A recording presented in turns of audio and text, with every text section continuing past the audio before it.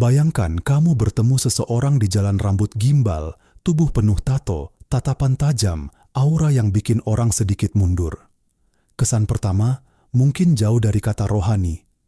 Tapi bagaimana kalau justru orang seperti itu punya perjalanan iman yang jauh lebih dalam dari yang kita bayangkan? Inilah kisah Brian Welch, seorang gitaris band metal yang hidupnya berubah total. Bukan karena kehilangan segalanya, tapi karena menemukan sesuatu yang jauh lebih besar. Di puncak ketenarannya bersama Korn, Brian punya segalanya: uang, popularitas, pengaruh. Tapi di balik itu semua, ada kehampaan dan kecanduan narkoba yang perlahan menghancurkan hidupnya. Sampai akhirnya di tahun 2005, dia membuat keputusan yang bikin dunia musik terkejut. Meninggalkan band yang membesarkan namanya. Bukan karena konflik, bukan karena karier menurun, tapi karena iman. Ia memilih berjalan bersama Yesus. Kedengarannya seperti akhir bahagia, kan? Tapi justru disitulah cerita sebenarnya dimulai. Setelah bertobat, hidupnya tidak langsung jadi mudah. Ia harus menghadapi kenyataan pahit. Putrinya mengalami depresi dan menyakiti diri sendiri. Kondisi keuangan yang goyah, dan pergumulan iman yang tidak sederhana. Bahkan dia sendiri sempat bertanya, apakah Tuhan benar-benar ada? Klimaksnya bukan saat dia meninggalkan Korn, tapi saat dia hampir kehilangan keyakinannya.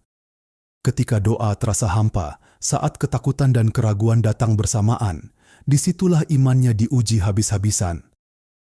Namun perlahan, dalam kekacauan itu, dia mulai melihat sesuatu. Tuhan tidak meninggalkannya. Sedikit demi sedikit, hidupnya dipulihkan, hubungan keluarga, kondisi keuangan, bahkan hati putrinya. Dan yang paling mengejutkan, setelah 8 tahun pergi, Brian justru kembali ke Korn. Banyak orang mempertanyakan keputusannya. Bukankah itu lingkungan lama yang sama? Tapi baginya, ini bukan mundur, ini misi.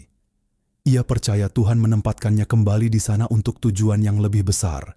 Pada akhirnya, Brian menyadari satu hal sederhana tapi dalam.